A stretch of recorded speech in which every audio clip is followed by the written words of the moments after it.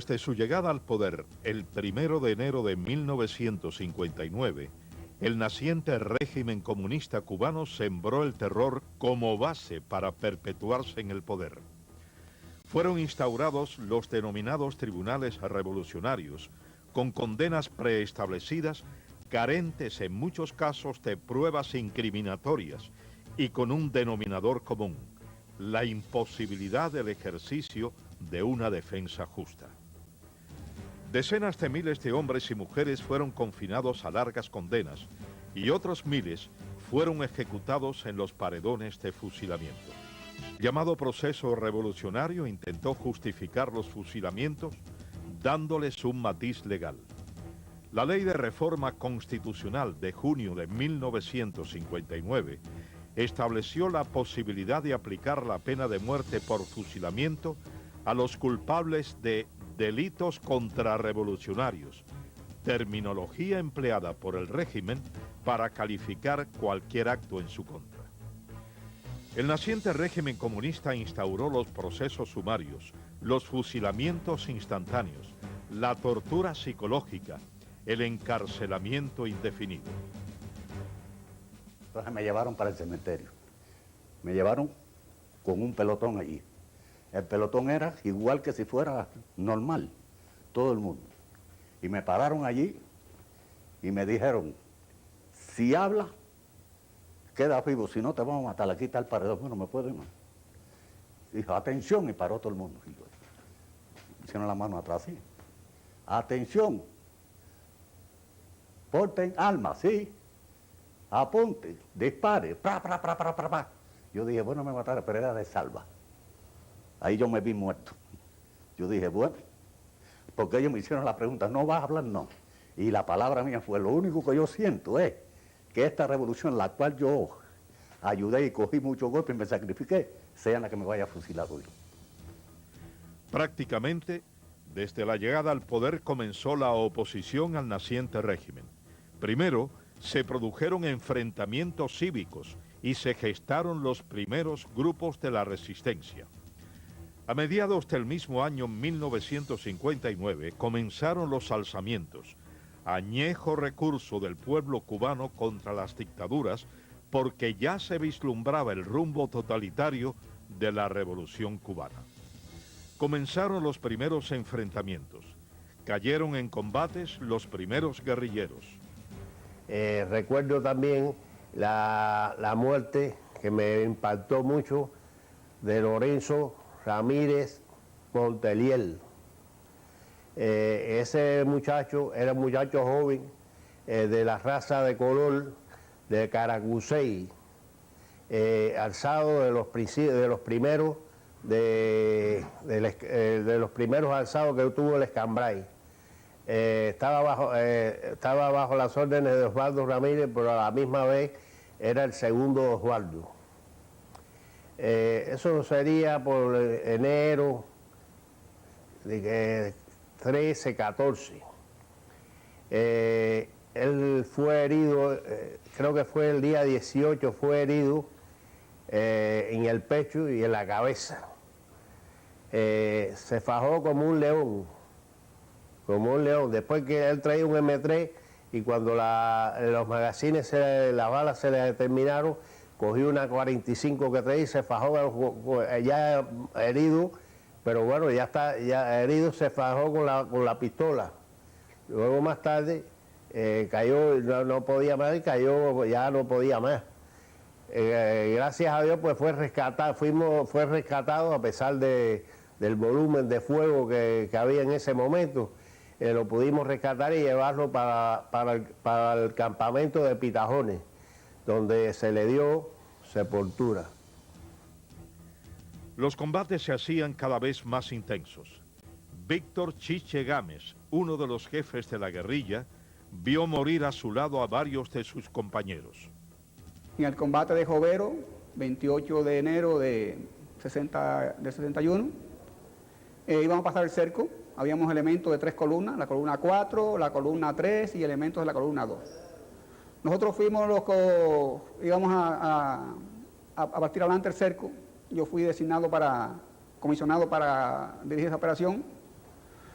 Estábamos situados detrás de una loma pequeña, estábamos protegiendo de la luna, que estaba la luna muy clara, y entonces salimos a explorar el cerco, alrededor de 10 o 12 hombres, entre ellos Ismael, el látigo negro, y yo que salimos al frente a explorar el cerco.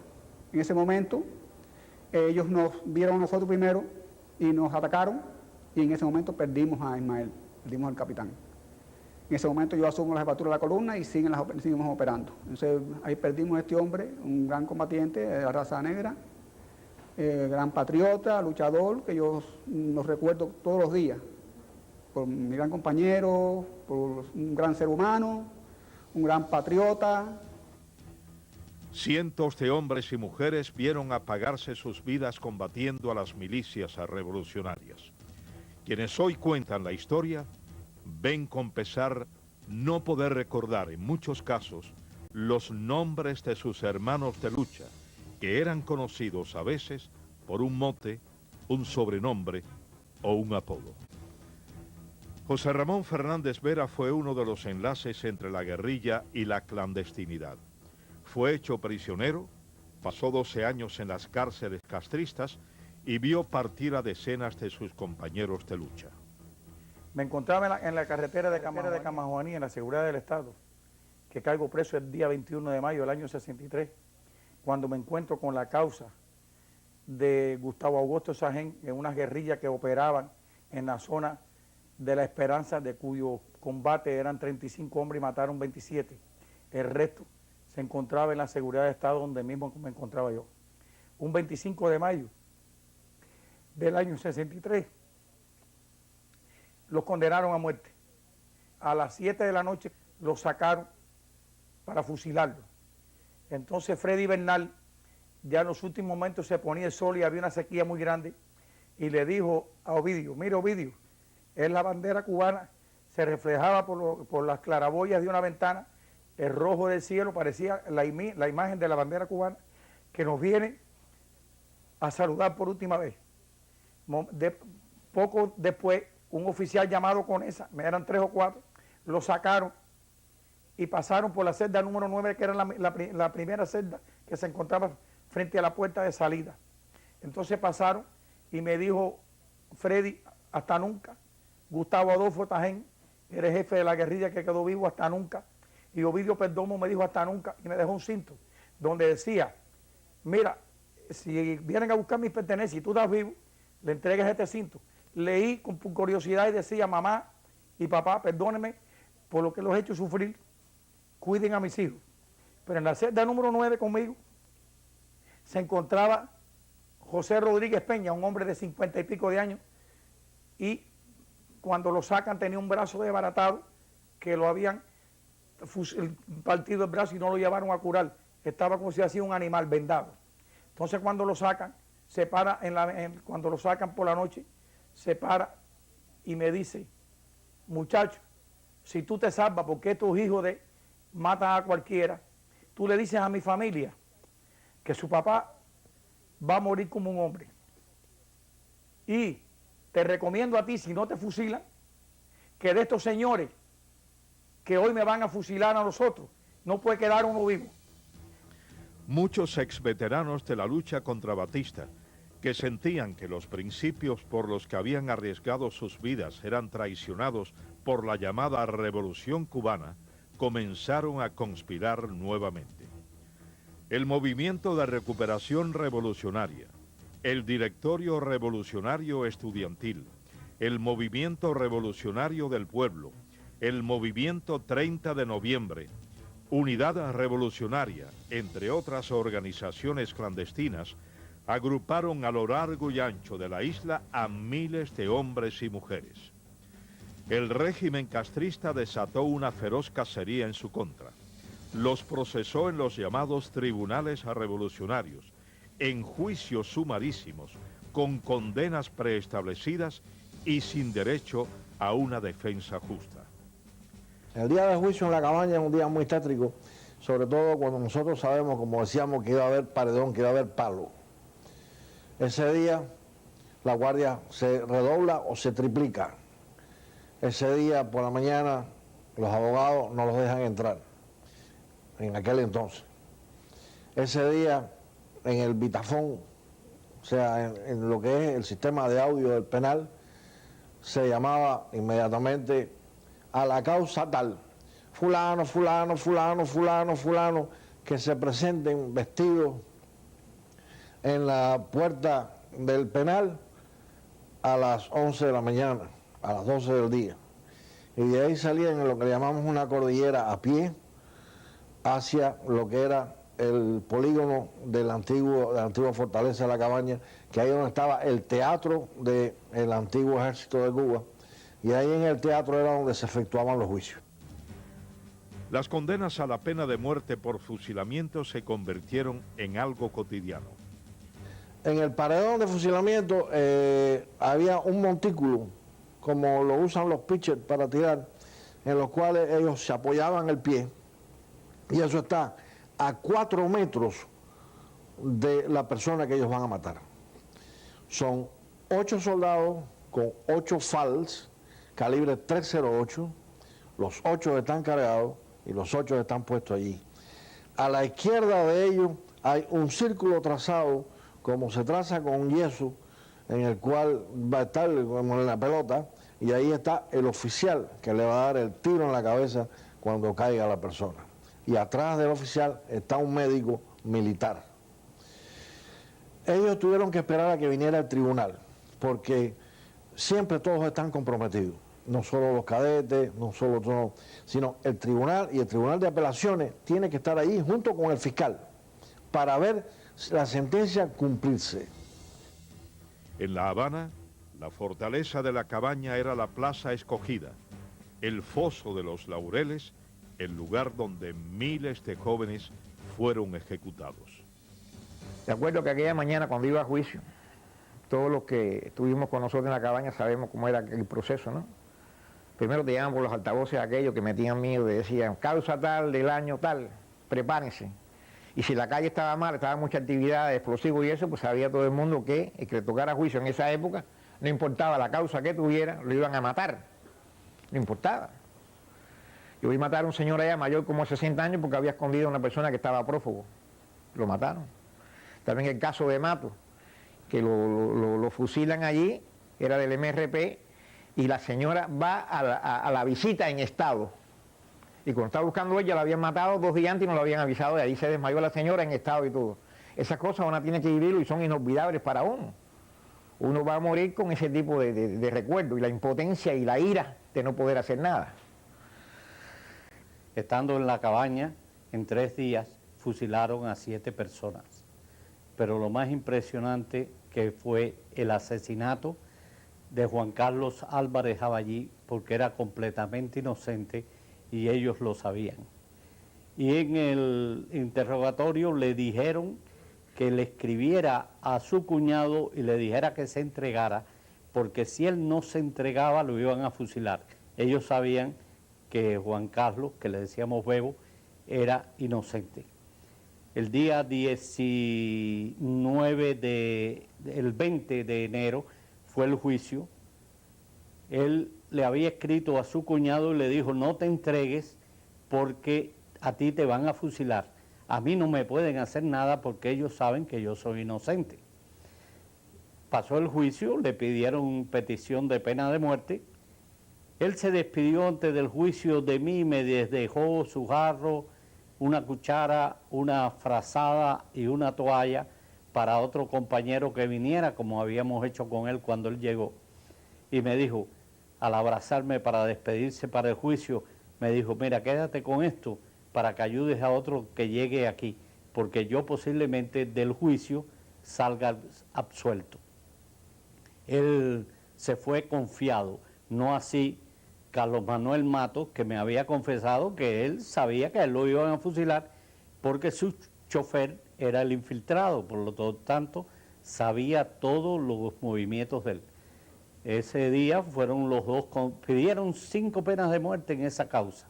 A los otros los condenaron a 30 años y a Juan Carlos y a Carlos Manuel Matos fueron condenados a la pena de muerte por fusilamiento. Carlos Manuel Matos se despidió de nosotros y nos dijo, ocúpense de mi hijo, porque su esposa estaba a punto de dar a luz. Nos pasaron para las celdas donde estaban los condenados a muerte. Habíamos como, no recuerdo bien, 12 o 15 entre nosotros. Y habían dos celdas separadas de un pasillo, ¿no? Y enfrente había 2 o 3 celdas más. Allí estaban 3 individuos que iban a ser fusilados esa noche: Balbino Díaz, Julio Antonio Yebra, que era estudiante de ingeniería, y José Mesa.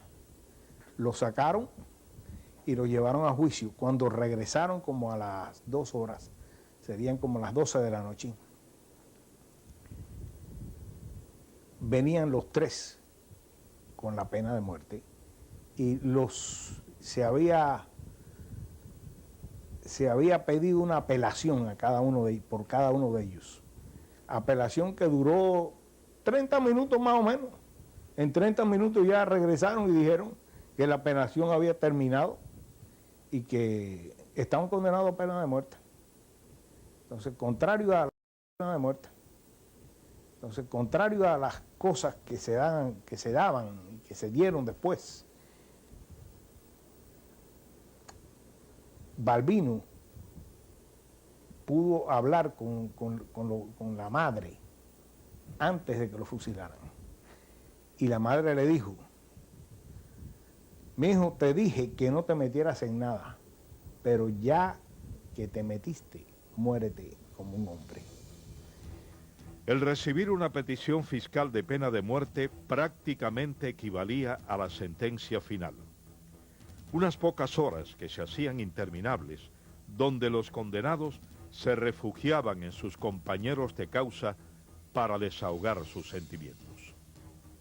El 7 de marzo de 1961 fusilan a Bienvenido Infante y a Tladamés Amador Cruzata. Como hacen ellos, el día anterior le dieron la petición fiscal de pena de muerte, porque te la dan el día anterior para que tú toda la noche estés pensando que te van a fusilar, porque la petición fiscal equivale en la cabaña a que te van a fusilar. Entonces esa noche estuvimos toda la noche hablando, Bienvenido y yo, porque dormíamos en la segunda en el segundo piso de las literas. Él y yo estuvimos hablando toda la noche de cómo él no había dado un beso a su esposa, cómo él no había dado un beso a su hijo, qué iba a pasar con su familia. Yo convencido de que no lo iban a fusilar porque no había prueba ninguna, ni lo habían cogido con dinamita, ni lo habían cogido con nada. No durmió en todas las noches. Entonces tempranito por la mañana y se vistió y se puso... Digo: Bienvenido, ¿para qué tú te afeitas tanto? Dice que quiero morir bonito. Y esa palabra nunca me se ha olvidado a mí. Me dijo: es que quiero morir bonito. Entonces partió y no lo vi más. Ya cuando primero lo llevaban ahí a la oficina, sentía los disparos porque es por grupo. Viene el carrito, todos se acuerdan, tiene el carrito, llevan a la gente, la descarga, el tiro de gracia. Y entonces nos hizo así, porque ves así, más o menos cuando salen, nos hizo así a nosotros que estábamos en la reja, ¿no? Te podrás imaginar que esos son imágenes y recuerdos inolvidables para nosotros. El estar en la cabaña era lo más doloroso, porque estaba uno pensando nada más que llegara después de las 9 que empezaban los fusilamientos. Era uno atrás de otro. Era algo muy doloroso. Pensar nada más que amigos de uno fueran al paredón por haber defendido la libertad y oír: ¡viva Cuba libre! ¡Viva Cristo Rey! Y un tiro de gracia después de los tiros de... Era muy duro. Por lo menos para mí, que yo quería, luché con todo sentimiento por la libertad de Cuba, y ver morir a mis amigos, a mis hermanos, era algo muy doloroso para mí. En el exterior se preparaba una invasión armada a la isla. Miles de exiliados cubanos se sumaban a sus filas. En la isla, el clandestinaje y las guerrillas se enfrentaban al régimen castrista. Este empleó a más de 70.000 efectivos agrupados en las milicias revolucionarias, una fuerza especial denominada Lucha contra Bandidos y unidades del ejército que incluían naves aéreas para realizar lo que denominó la limpia del Escambray. La invasión de Bahía de Cochinos en abril de 1961 precipitó uno de los meses más sangrientos en la historia de Cuba. Nos caímos presos el 27 de marzo de 1961. Virgilio Campanería, Alberto Tapia Ruano y yo. Y estuvimos en el G2 3 días más o menos. Después fuimos a la cabaña y el juicio nuestro fue el 17 de abril de 1961, el día de la invasión por Bahía de Cochinos.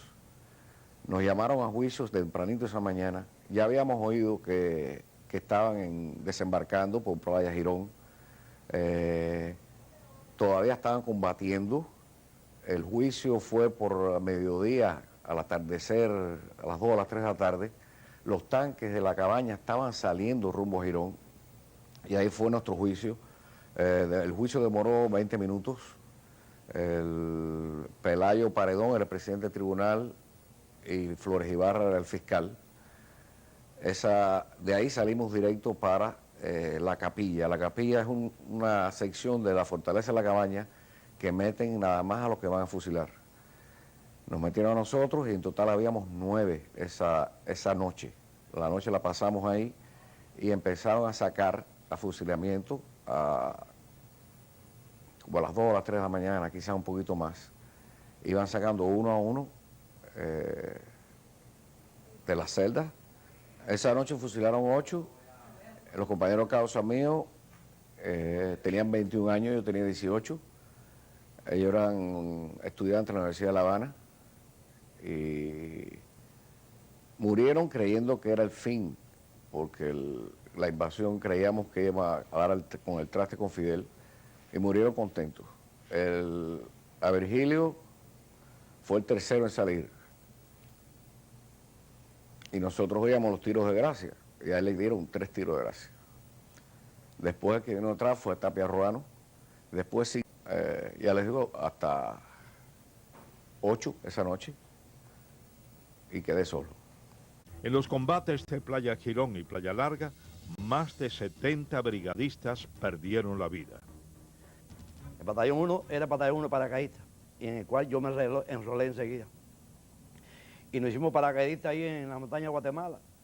Bueno, a nosotros nos dividieron en grupos. Por ejemplo, yo me tiré a ensamblar. Me escogieron a mí para ir a cuidar a 2 observadores avanzados, uno de los paracaidistas y uno de armas pesadas. Hacer compañía, sobre todo de paracaidistas. Y ahí pues tuvimos aquello de que estábamos de observación y por cosas de la vida nos vieron. Entonces ahí nos abrieron tiros, venían como 10 tanques, pero los que nos abrieron tiros son los de ellos que vienen adelante buscándonos nosotros. Y entonces nos entraron a tiro ahí, pero pudimos zafarnos. Las fuerzas gubernamentales hicieron prisioneros a alrededor de 1.100 brigadistas. 179 de ellos fueron trasladados desde Girón hasta La Habana en un camión rastra totalmente sellado. Yo oí una voz que dijo, Osmani Cienfuegos. Entonces yo me paré y dije, Osmani Cienfuegos, ¿y quién es Osmani Cienfuegos? Y él estaba sentado en una sillita con una mesita delante para coger los nombres. Y me miró y me dijo, yo soy Osmani Cienfuegos, porque... Digo, no, chico, yo porque quería verle la cara y conocerlo. Y si tú, ¿cómo te llamas? Digo, yo me llamo Juan González. Y dice, ¿dónde tú eres? Digo, yo soy de Miami. Y me dijo, usted es de los imperialismos, de los embutidos de los imperialistas. Entonces me dijo, lléveselo para que se muera. Y eso me coció a mí, digo. Y cuando salgo me encuentro la rastra ahí abierta. Cerraron la rastra y lo que había dentro era un ganado. Ahí estaba este compañero, Calviño, que tenía unas esquilas de armas en la espalda, que lo habían acostado adelante, lo que es adelante de la rastra, no allá, atrás de la cuña. En esa parte estaba acostadito ahí, con ese dolor y esa sangre. Y entonces cuando tú cierras la puerta, aquello fue oscuro, negro, ahí no se veía nada. Era nada más que gritería y lamentos y esto, y ¿cuándo iremos? Nada. Y aquella rastra empezó a caminar a paso lento.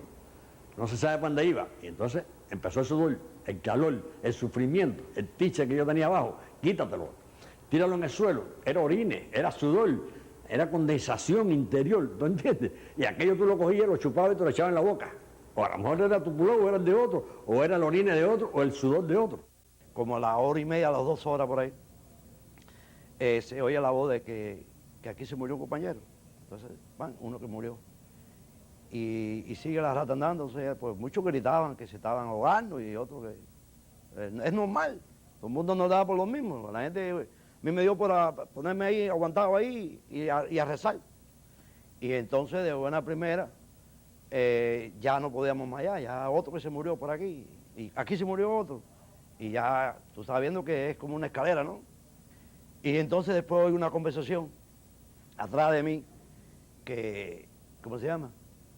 De compañero mío, Moisés Santana González. Entonces yo lo cogí y le dije, ven para acá Moisés, ven para acá conmigo, lo arrastré un poco. Yo no podía, yo estaba ya estrenado. Y entonces le empecé a hablar y le di masaje en la espalda y empecé a hablar con él. Entonces yo empecé a hablarle y decirle, tú sabes, cosas de... para darle ánimo.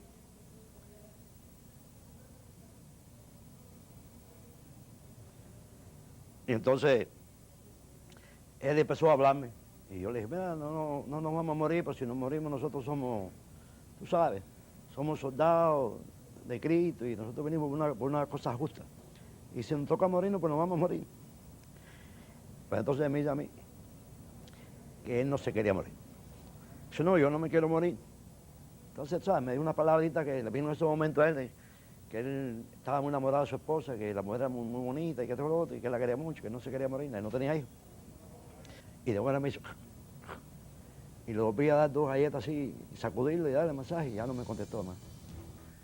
Tras más de 10 horas de camino, el camión rastra llegó a su destino, el Palacio de los Deportes o la Ciudad Deportiva, en La Habana. 9 de sus ocupantes llegaron muertos, asfixiados. Un nuevo crimen del totalitarismo. La historia del presidio político cubano recoge uno de los más crueles, despiadados e inimaginables episodios de esta gesta.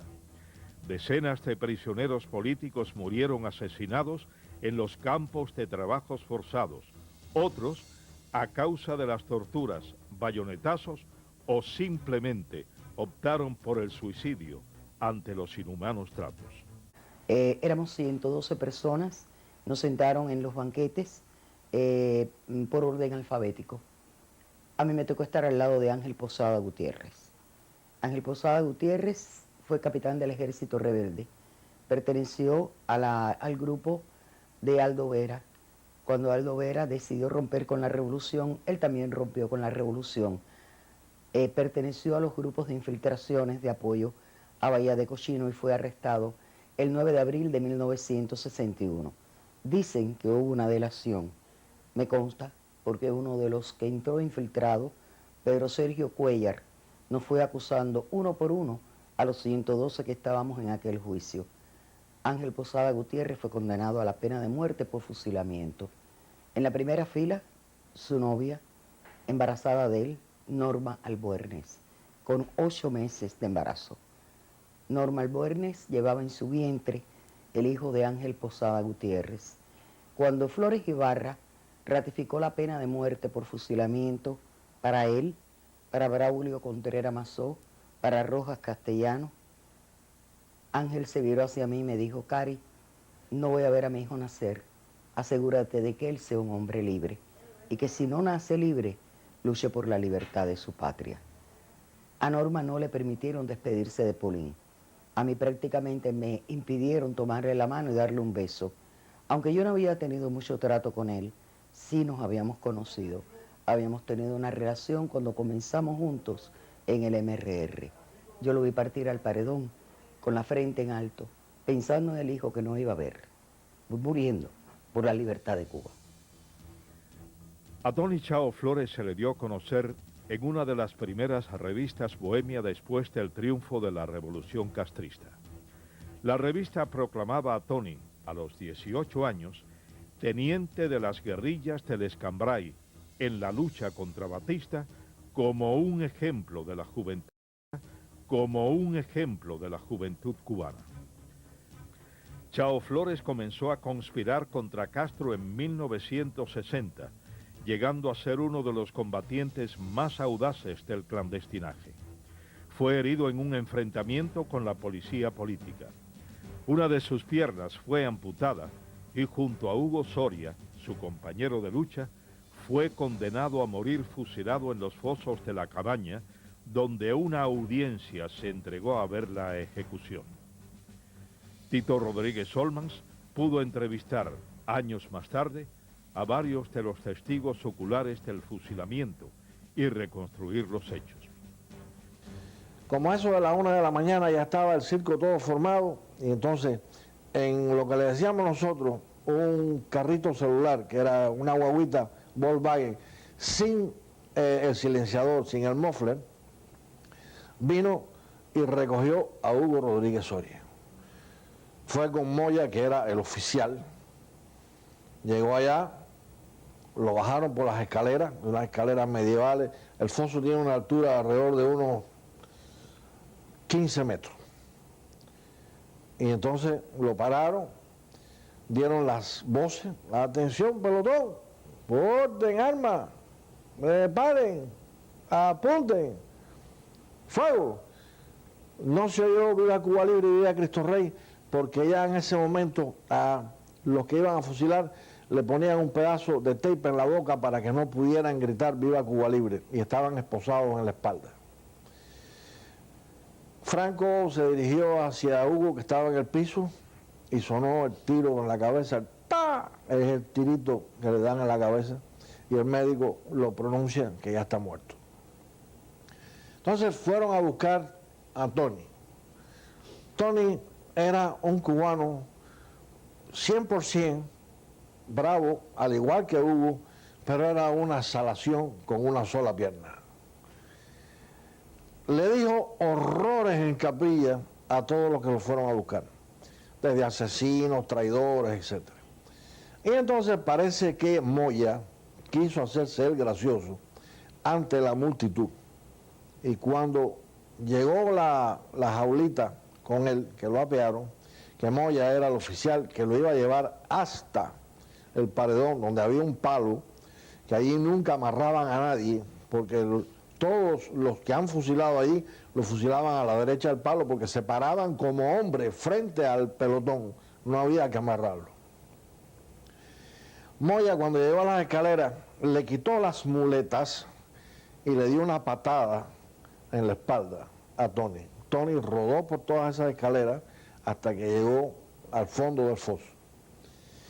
Allí nosotros sentíamos unas carcajadas que no sabíamos ni podíamos concebir lo que estaba pasando. Esa multitud se estaba riendo de ese muchacho que no tenía camisa, que estaba con unas muletas y que le habían puesto una venda en la boca.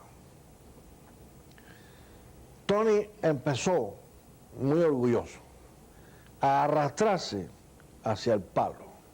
Y nosotros oíamos, y todos los que estábamos allí, nunca podremos olvidar ese coro diabólico que decía: arrástrate, gusano, arrástrate, arrástrate, imperialista, arrástrate, arrástrate, y una serie de malas palabras y de groserías. Hasta que Tony llegó, se agarró al palo, subió él solito y se paró como un hombre frente al pelotón de fusilamiento.